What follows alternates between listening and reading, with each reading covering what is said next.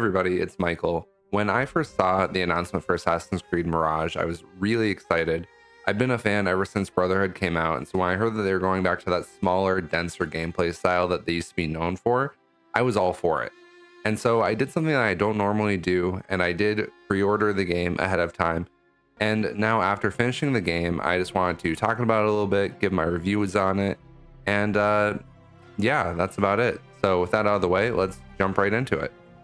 Okay, so first things first, I want to give a little bit of background on Assassin's Creed and Mirage in particular. I won't go into insane detail, but I think some details will paint a better picture for the sake of this review. If you know about the history and progression of Assassin's Creed, you can skip to the time shown on screen to jump right into the review and ignore all of this.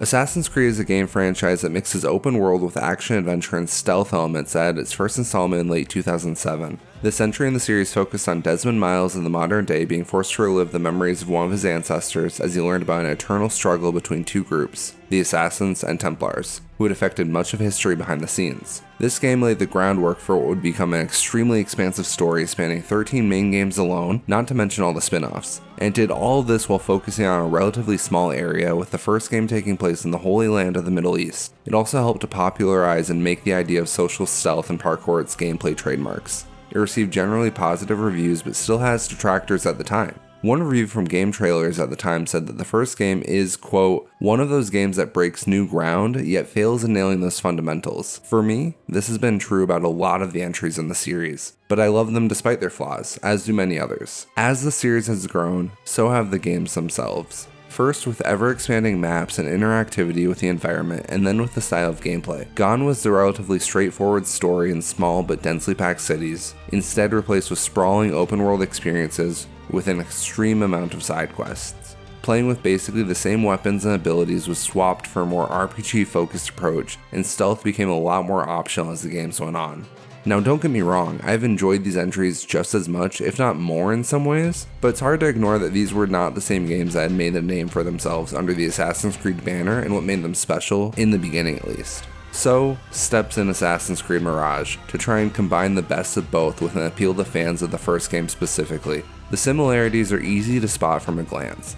Besides the obvious of focusing on the same part of the world that the first game started it all at, Mirage returns to a smaller overall map with densely packed neighborhoods that are filled with life. On top of that, stealth and parkour were once again priorities, with RPG elements being stripped to mostly cosmetics and a few minor weapon changes. The story is smaller as well, being primarily centered on the city it takes place in for the majority of the game. And for the most part, I think these changes did work to appeal to those fans of the older series. I know it worked for me, but in other ways, I think Assassin's Creed Mirage falls into that same old trap they did all the way in 2007 of failing to nail those fundamentals. I think that one of the big things that people were excited about when the game was announced was just the fact that it seemed like it was going back to the old gameplay style that Assassin's Creed kind of helped to popularize in the first place. They weren't the first to do it, but they had really made stealth, social blending, and parkour the glue that held their games together. But eventually, those sort of things became a lot more optional in the grand scheme of telling a larger story and advancing their insane, overcomplicated plot throughout the years. So when it was clear that that sort of gameplay was coming back, at least potentially, people were really excited. I was really excited. But when it was actually time to go back to that style of gameplay, I didn't really end up enjoying it as much as I thought I would or expected.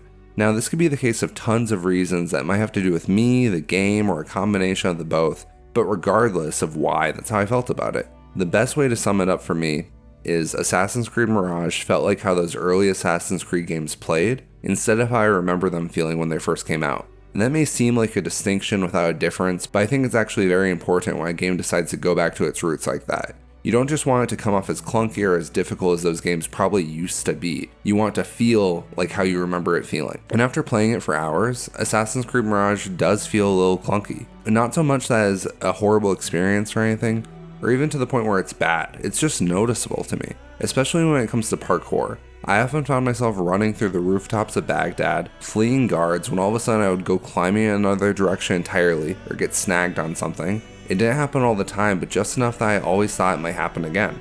Heck, there would just be times when I was running through the streets to all of a sudden be completely halted by someone standing near a stall instead of just running past them like you would expect. Not something you particularly want from a game that puts so much of its focus on how quick you can run through rooftops and seamlessly climb over everything. but like I said, not game breaking by any means, but it would break the flow a little bit or a lot from time to time. One other aspect of the gameplay I want to talk about is the combat in Mirage. It's fairly simple, and as far as I can remember, the first Assassin's Creed game was also pretty simple, so it seems that they emulated that to an extent, but like with the parkour, there is a difference between emulating an old experience and improving on the memory of it. I often found myself choosing not to fight at all just because of how clunky and unresponsive it could feel at times. You could easily get overwhelmed with crowds of guards to the point where parrying their attacks made no difference because another enemy would hit you from the side, and it kind of felt unearned in that way. The punishment you were getting. This isn't the only game that plays like this, and from what I understand, this feeling of being able to be overwhelmed by guards was intentional in order to encourage you to use stealth, but I don't think that was the best approach. I liked how stealth and assassinations were implemented in the game. I don't think you need to be pushed to play that way by making the combat more frustrating in my opinion. But when it comes down to it, combat is an opinion thing in games. I can see some people enjoying it, not for me though. As for the other aspects of gameplay, there isn't much else to say. Riding your horse was pretty standard, and the rest of the game played pretty similarly to any Assassin's Creed game or action-adventure game released in the last 5 years or so. So, let's move on to the story. For how excited I was to jump into the story of Basim, it just didn't hook me like some of the other Assassin's Creed games I have played in the past. Part of the reason it took so long to make this review in the first place was the fact that I didn't constantly feel the need to play the game. It kind of felt like I was just going through the motions of all the normal story beats that you would expect from a new assassin that's been thrust into the current conflict between the assassins and Templars, and that exact same progression has already been done multiple times in much better ways in my opinion. Once we do finally get past the point of Basim learning about the assassins and working among the Brotherhood, it doesn't get much better either. The way I see it, Mirage pretty much splits up its story between the conflict over Baghdad between the assassins and Templars, and the personal story of Basim as he grows as a character. Unfortunately, the Baghdad conflict is given the majority of the screen time, whereas Basim's story has most of the character. No pun intended. It's not to say that Baghdad in this game is bad, just that it's uninteresting when it comes to the story. To sum it up very easily, you're tasked with going to various locations in the city and slowly parsing out which people are subjugating the people in that area in some way. Once you're able to figure out who is at the root of the problem, it always just so happens that they are a Templar who can lead you to one more clue about the ultimate Templar running the operation. And on it goes until the whole puzzle is systematically revealed. Don't get me wrong, there are a few twists and maybe even a double cross here or there, but they are undercooked and not committed enough to shake up that tried and true formula at all. Almost everything about this aspect of the game had me on autopilot, which is disappointing because I usually find myself very invested in this stuff, even when it's not the most groundbreaking. That's where the other half of the story, focusing on Basim, comes in. I would recommend skipping to the timestamp on screen if you don't want any spoilers through this part of the game.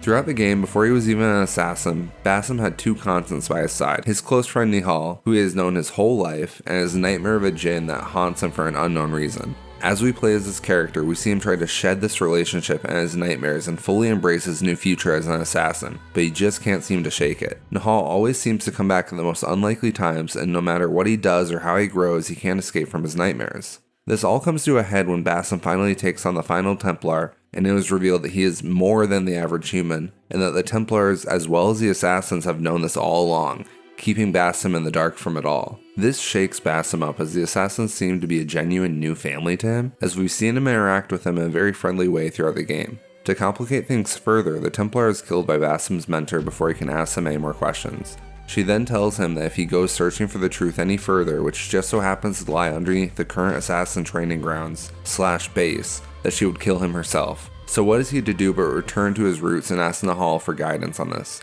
He's been deceived by the people he thought were his allies, and she's the only person he can turn to, because at the end of the day, nothing has changed for him. He's the same person he's been since the beginning, except now he feels he's been manipulated to kill for a group that's been lying to him this whole time. With that in mind, Nihal convinces Basim to go back to the assassin's base of operations and discover what they've been keeping from him. When they finally arrive, they discover that the base has been overrun and Nihal and Basim are soon separated, but Basim moons on nonetheless. After a few fights, he makes it to the caves underground and is about to discover what has been kept from him all this time when his mentor tries to stop him one more time, and, with the help of Nihal, who has conveniently showed up, he is forced to defeat his mentor to find out the truth. After this is said and done, Basim and Nihal discover that the caves underneath the base house an Isu structure, which are the names for the people that came before humans in Assassin's Creed. Within the structure, Basim finds a sort of cell, which houses Nihal and leads us to the most interesting revelation of the entire game, that Nihal was never real in the first place. It's a twist that's so obvious in hindsight, but made the whole game worth it for me when it happened. In this Isu structure, we discover that Basim is the reincarnation of Loki, which you will know if you've played Valhalla, but it's interesting to see this discovery from his perspective. It is also revealed that Nehal was an aspect of Basim, as well as the Jinn being his repressed memories trying to come to the surface. For everything that this game throws at you, all the half-baked quests and the handful of uninteresting side characters, this made it all worth it for me. Results may vary on how much you appreciate this twist or if it's convincing at all, but I definitely argue that it is. Nehal is so far removed from the other characters that you never stop to wonder why she doesn't interact with any of them. I think that's brilliant. What's more, slightly above average game aside, I think Basim is developing into one of Assassin's Creed's more interesting and fleshed out characters in a long time, and I'm excited to see how they might build on them in the future. So yeah, I don't mean to go into quite that much detail, but that's what I think about the story. So with that out of the way, let's move on to a couple more quick things before I wrap up this whole video. Something I want to touch on very quickly because I don't know much about it is the music, as well as just the vibe of the overall world. Because for all of Mirage's flaws I've talked about, I do not think these two things are one of them. I just need to highlight that. The music in this game is, in my opinion, beyond amazing. I've been listening to the soundtrack on repeat as I worked on the script and just as I've been walking a lot recently. I can confidently say it will be in my rotation of music to write to for a long time to come. There's just something about it that seems to fit the world of Baghdad that Basim explores so perfectly. It evokes a sense of mystery and calm while still making you feel engaged throughout the whole experience. When I did finally reach the credits, I found myself not skipping it just so I could keep listening to the whole soundtrack for a little bit longer. And if that isn't a sign of a good soundtrack, I honestly don't know what is. I would play a clip here, but I don't want the video to get claimed by Ubisoft, so I will just link it in the description. I highly suggest you listen to it if you're at all interested in atmospheric scores. Brendan Anglides really knocked out of the park with this, and I'll be checking out more of his stuff based off of this alone. As for the world, I think it only adds to the atmosphere that the music lays the groundwork for. The city of Baghdad feels alive with many different people that truly feel as if they are living a life independent of the main character, which I think is so hard to do with NPC characters, and it really goes just untalked about a lot of the time. I noticed distinct neighborhoods within the city that also felt wholly unique from one another, which is a great thing to see as well. Personally, this is something that I think Ubisoft does pretty well. I'm no expert on every city to ever exist, obviously, but it always feels like the researchers do their due diligence to bring those places to life, and the limited scope in this game only enhances that experience. Instead of spreading out these historical landmarks throughout the whole country like in Origins or Valhalla, which are two games I love, but they do it a different way, Ubisoft has decided to keep it pretty focused on the one city and the neighboring areas, and that just makes it feel way more immersive in my eyes. You can really feel the hustle and bustle of this thriving commercial center in a way you wouldn't be able to if they had made it more spread out as they have started to do in the past. The density and congestion really do a lot of the heavy lifting in this regard. It's great. That's all I can say. So, with everything that I've said being taken into account, do I think Assassin's Creed Mirage is a bad game and that you shouldn't get it? No, of course not. I had a lot of fun with it, and I do think that the story, for all its faults, did have an exciting conclusion, which made it worth it for me personally. Would I recommend this above something like Origins or one of the older classics like Brotherhood? That's a little bit of a harder question to answer. I think if you're an existing fan of the series, especially the first game for nostalgia, or Valhalla for Basim's character, you should definitely play this.